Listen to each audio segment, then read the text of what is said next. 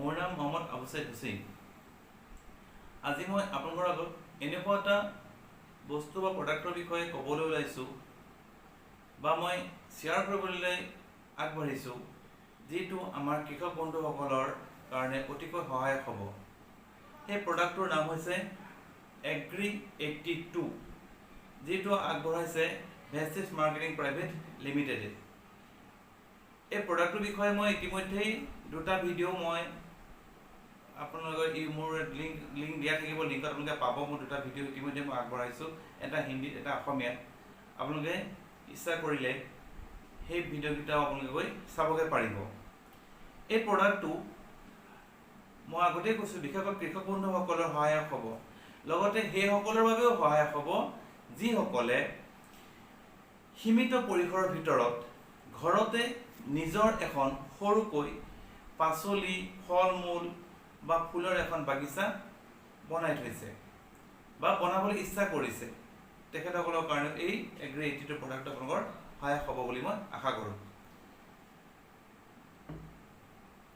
এই প্ৰডাক্টটো এক নেনো টেকন'লজি ভিত্তিত নিৰ্মিত আৰু ই কৃষিকাৰ্যত ব্যৱহৃত বিভিন্ন ঔষধৰ লগত যদি ইয়াক আপোনালোকে ব্যৱহাৰ কৰে, ই সেই ঔষধৰ গুণগত মানদণ্ড আৰু উন্নত কৰিব আৰু কাৰ্যক্ষমতা বৃদ্ধি কৰিব। আচলতে ক'বলৈ গ'লে ই এক সহায়কৰ কাম কৰে। এই এগ্ৰি 82 আপোনালোকৰ কৃষিকাৰ্যত ব্যৱহৃত বিভিন্ন ঔষধৰ লগত বা আপোনালোকে যি কীটনাশক ব্যৱহাৰ কৰে বা ঘাঁহ মাৰিবৰ কাৰণে যিবিলাক আপোনালোকে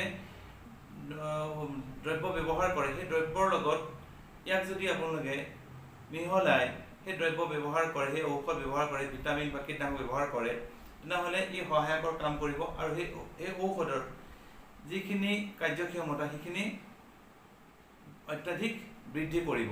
আপোনালোকে যিমান পৰিমাণৰ ব্যৱহাৰ কৰে, ধৰি লওক আপোনালোকে সেই ঔষধবিলাক, ভিটামিনবিলাক, কীটনাশকবিলাক যিমান পৰিমাণৰ ব্যৱহাৰ কৰে, সেই পৰিমাণ আপোনালোকে তেতিয়া কম পৰিমাণে ব্যৱহাৰ কৰিলেও হ'ব। 20 পৰা 25% কম পৰিমাণে ব্যৱহাৰ কৰিলেও হ'ব।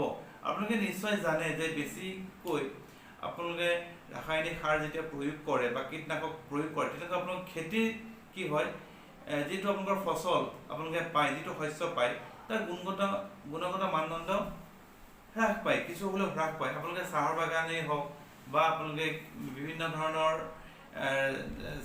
ধানৰ খেতি হওক বা অন্যান্য আপোনালোকে শাক পাচলিৰ খেতি, বিভিন্ন ধৰণৰ খেতিত আপোনালোকে যোনে যেনেকৈ ধৰণে খেতিত আপোনালোকে নিজকে নিয়োজিত কৰি ৰাখিছে, সেই খেতিত যদি আপোনালোকে বেছি পৰিমাণৰ সাৰ প্ৰয়োগ কৰে, ৰাসায়নিক সাৰ বিশেষকৈ প্ৰয়োগ কৰিলে, সেই খেতিৰ গুণগত মানদণ্ড, সেই উৎপাদনৰ গুণগত মানদণ্ড কি হয়, আপোনালোকে হ্ৰাস পাব।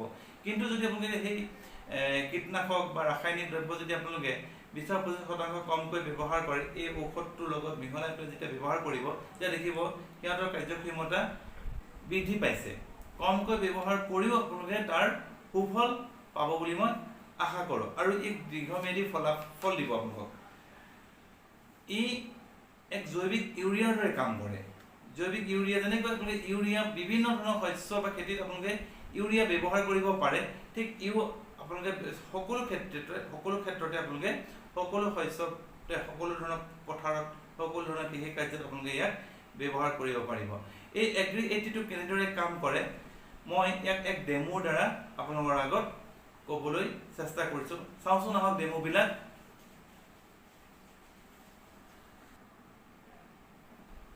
আমি ডেমোৰ এখন মই দুটা গ্লাছ লৈছোঁ। এই দুটা গ্লাছত মই খোৱা পানী, যিটো আমি খাবলৈ ব্যৱহাৰ কৰোঁ বা যিকোনো পানী, খোৱা পানী বুলিও কথা নাই, আমি খেতিত ব্যৱহাৰ কৰা পানী,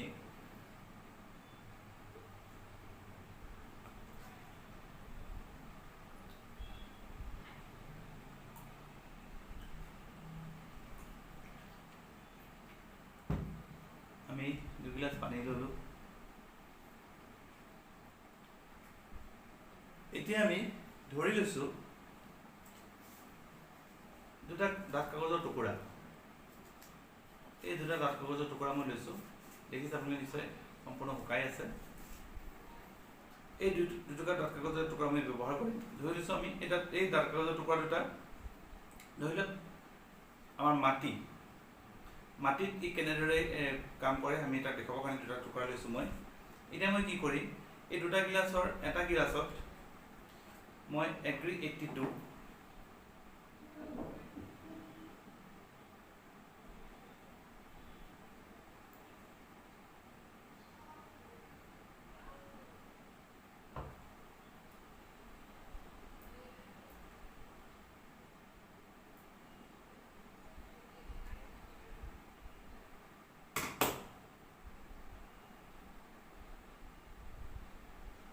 ইয়াত এটা গিলাচত মই মিলাই ল'লোঁ, কেইটামান টোপাল মই দি দিছোঁ।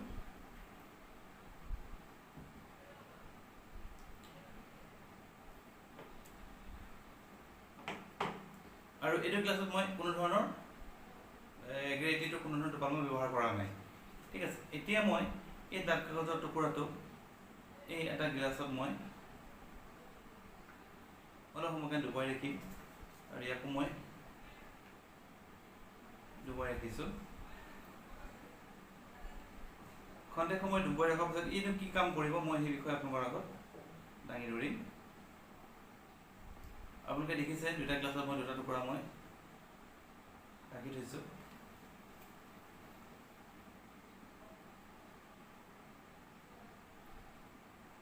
ঠিক আছে, এতিয়া মই দুইটা টুকুৰা মই উলিয়াই আনিছোঁ, এই পানীৰ পৰা আনিছোঁ। এয়া মই এগ্ৰি 82 পৰা মই উলিয়াই আনিছোঁ এই টুকুৰাটো।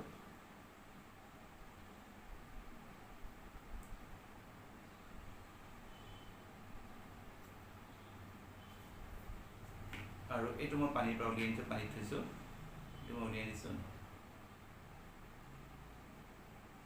দেখা পাইছে? এতিয়া মই চাওঁচোন আহক, এইটো মই এগ্ৰি 82 ব্যৱহাৰ নকৰাকৈ মই ইয়াক হেৰি কৰিছিলোঁ, তিয়াইছিলোঁ। এতিয়া ইয়াত মই যেতিয়া এই কাগজৰ টুকুৰাবিলাক মই ফালিম,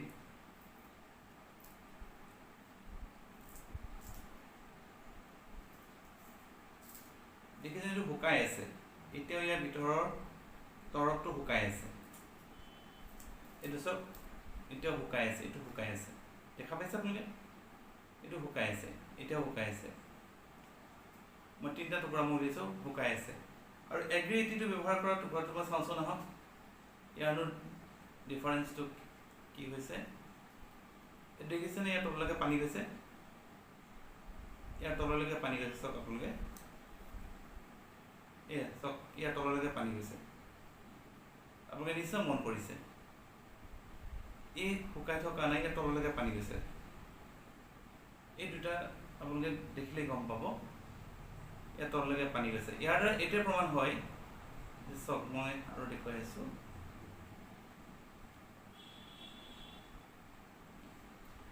দেখা পাইছেতো?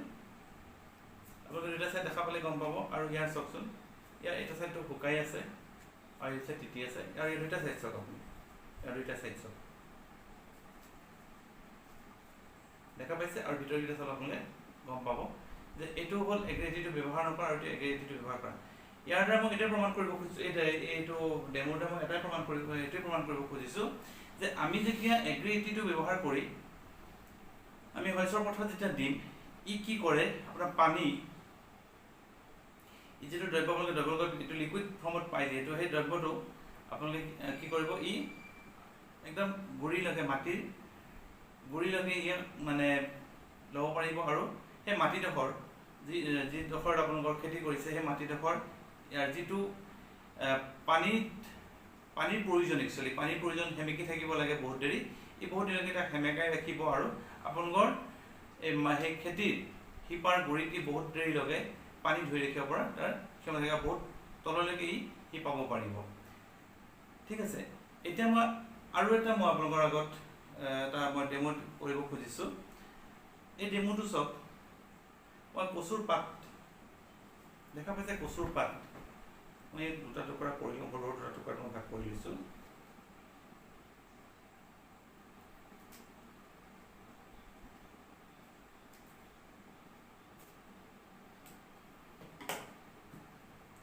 আপোনালোকে জানে যে কচুৰ পাতত পানী কেতিয়াও নৰয়। ঠিক আছে, কচুৰ পাতত পানী কেতিয়াও নৰয়। গতিকে ইয়াৰ দ্বাৰা কি হ'ব পাৰে মই আপোনালোকক দেখুৱাই দিছোঁ। এই আচলতে মই নৰ্মেল পানীত দ্ৰব্য মিশ্ৰণ কৰা পানীত মই কচু পাত তিয়াই দিছোঁ, আৰু এয়া মই এগ্ৰি 82 থকা পানীত মই কচু পাত মিহলাই দিছোঁ।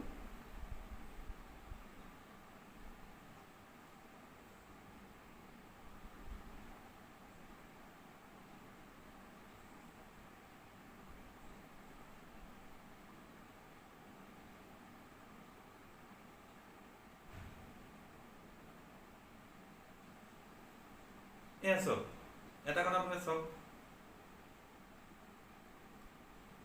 এইটো নৰ্মেল পানীত থকা কচু পাত, ইয়াত পানী আছেনে? এইটো দেখিছেনে আপুনি? শুকাই গ'ল, পানী নাই। কিন্তু এই ইয়াত চাওক, এতিয়াও পানী ইয়াত ৰৈ আছে। চাওক, ওচৰৰ পৰা দেখাইছোঁ মই, দুইটা পাতৰ ডিফাৰেঞ্চ দেখা বুজি পাইছে আপুনি নিশ্চয়। ইয়াৰ দ্বাৰা মই কি প্ৰমাণ কৰিব খুজিছোঁ, আপোনালোকে যেতিয়া কীটনাশক ব্যৱহাৰ কৰিব বা বিভিন্ন ধৰণৰ কীটনাশক বিশেষকৈ কীটনাশক কি হয়, পাতৰ তলফালে পোক পতংগবিলাক তলফালে থাকে, যি আপোনালোকৰ শস্যৰ খেতি নষ্ট কৰে, তলফালে থাকে। চাহ বাগানতো কি পাতবিলাকৰ তলত থাকে, আপোনাৰ বিভিন্ন ধৰণৰ পাত নষ্ট কৰা কীট পতংগৰ তলত থাকে। আৰু যেতিয়া আপোনালোকে কীটনাশক ব্যৱহাৰ কৰিব, কীটনাশক ব্যৱহাৰ কৰিলে কি হ'ব, এই পানীৰ পাতৰ ওপৰত থাকিব আৰু লাহে লাহে টোপালৰ আকাৰত গৈ পেলাই তলত পৰি যাবগৈ, আৰু ফলত খন্তেক পাছতে আকৌ সেই কীটবিলাকে ওলাই পেলাই সেই পাতটো নষ্ট কৰিব, আৰু সেই ঔষধে বিশেষ কাম নকৰে।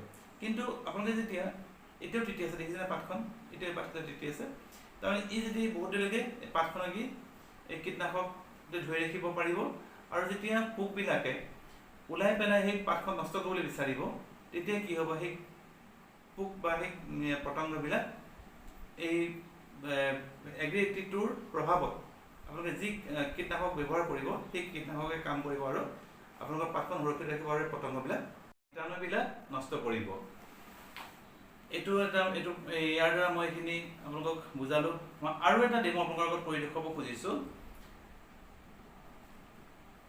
মই এডোখৰ ডাঠ কাগজৰ টুকুৰা লৈছোঁ,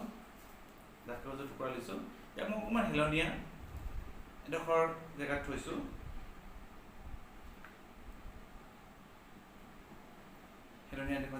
মই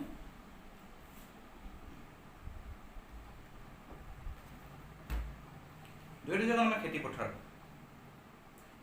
এখন আমাৰ খেতিপথাৰত আমি যেতিয়া পানী দিওঁ, ধৰি লৈছোঁ মই পানী লৈছোঁ, এয়া পানী দেখা পাইছে। যেতিয়া মই দৰকাৰ ব্যৱহাৰ কৰিছোঁ, যদি টোপাল হিচাপত ৰাখিব খোজোঁ, মই ধৰি লৈছোঁ মই এয়া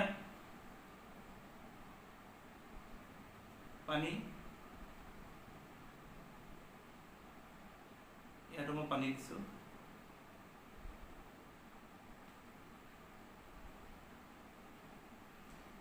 আপোনালোকে নিশ্চয় মন কৰিছে যে এই পানীখিনি ৰৈ আছে, দেখা পাইছে যে পানীখিনি ৰৈ আছে, ই বৈ যোৱা নাই। ঠিক আছে, মই এতিয়া এগ্ৰি 82 ড্ৰপাৰ ব্যৱহাৰ কৰিম। মই এতিয়া জাষ্ট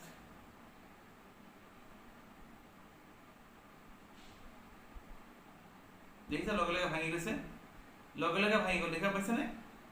লগে লগে ভাঙি গৈছেগৈ। ইয়াত যদি মই ড্ৰপাৰ ব্যৱহাৰ কৰিছোঁ, আপোনালোকে দেখা পালে যে লগে লগে ভাঙি গৈছেগৈ। যদি মই ইয়াতে সেই পানী আকৌ চাপ'জ মই এইটো জেগাত মই যদি পানীকে ব্যৱহাৰ কৰোঁ, ভাঙিব নাভাঙে মই চাওঁচোন, এইটোত আকৌ পানী দিছোঁ, ভাঙিব নাভাঙে। চাওক, এতিয়াও ভাঙি যোৱা নাই, দেখিছেনে? এতিয়াও ভাঙি যোৱা নাই। ইয়াত আকৌ দিছোঁ, এতিয়াও ভাঙি যোৱা নাই, গোটা হৈ আছে।